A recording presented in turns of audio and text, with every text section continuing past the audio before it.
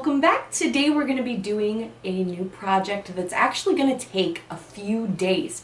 So after this video, there will be more to come to help you get through the rest, but we're going to be working on this project for at least 2 or 3 days after today. So that means that the next few days you're going to be continuing to work on this. So don't get rid of or crumple up or anything to the work you do today. You should never do that anyway, but I'm just saying, make sure that you keep whatever you make from today in a nice safe spot so that it doesn't get crinkled or ruined. You're going to keep adding to it and you're going to make more artwork to go along with it. So what we're going to be doing is we're going to be creating our own world. Now, you're probably thinking like, oh, that's a lot to do. I don't know what's going on. The world has a lot of things in it. There's the countries and the trees and the plants and the animals and the people and how do I do that? Okay, slow down.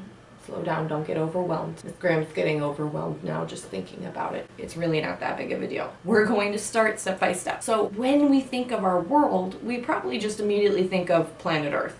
But it's a little bit more than that. There's more to it. Our Earth sits inside of a solar system, surrounded by other planets and moons and suns. There's an immense amount of things going on outside of the world before we even get there. So today we're going to be thinking a little bit about space, solar systems, planets, and how we can create our own. Interesting.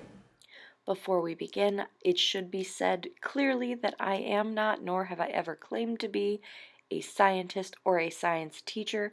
I am just personally sharing with you information that can be and should be beneficial and used to help you think more clearly about making your artwork.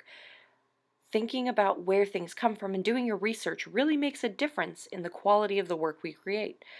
So, with that being said, let's take a look at our solar system. When we're looking at our solar system, we're looking at what is at the very core, our sun. Our sun is what everything in our solar system revolves around, hence the term solar system.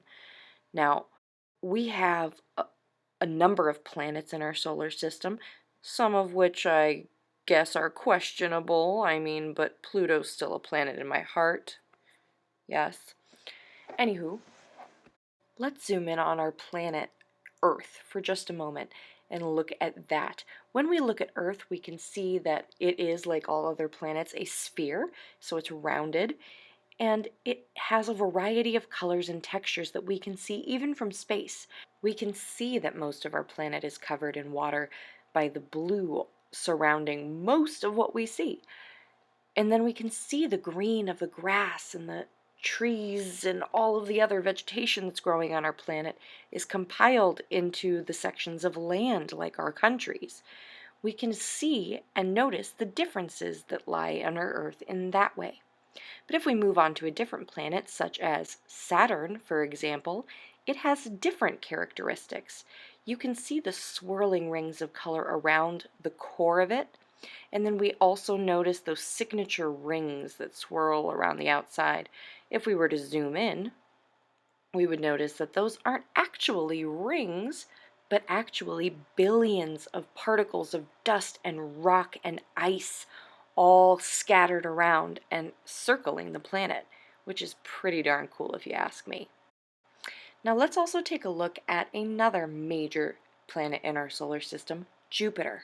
It is our largest planet in our solar system, which on that scale already makes it pretty grand. But what I find most interesting about it, besides the fact that it looks like a gigantic floating marble in space, is that it has somewhere around a guess of 15 to even up to 50 moons.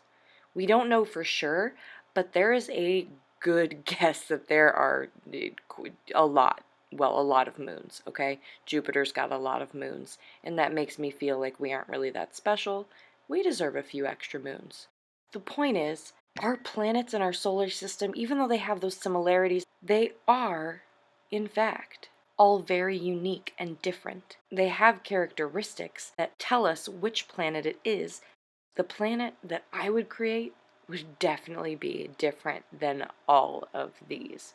But I don't know what you're going to do.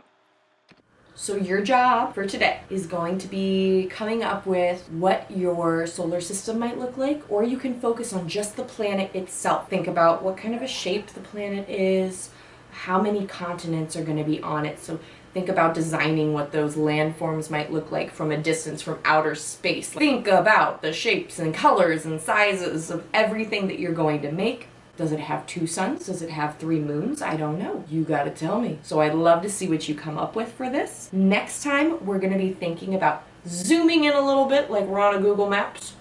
And we're going to create more specific countries and what those countries might look like. It's gonna get interesting. So until next time, remember, you are smart, important, and very, very loved. See you soon.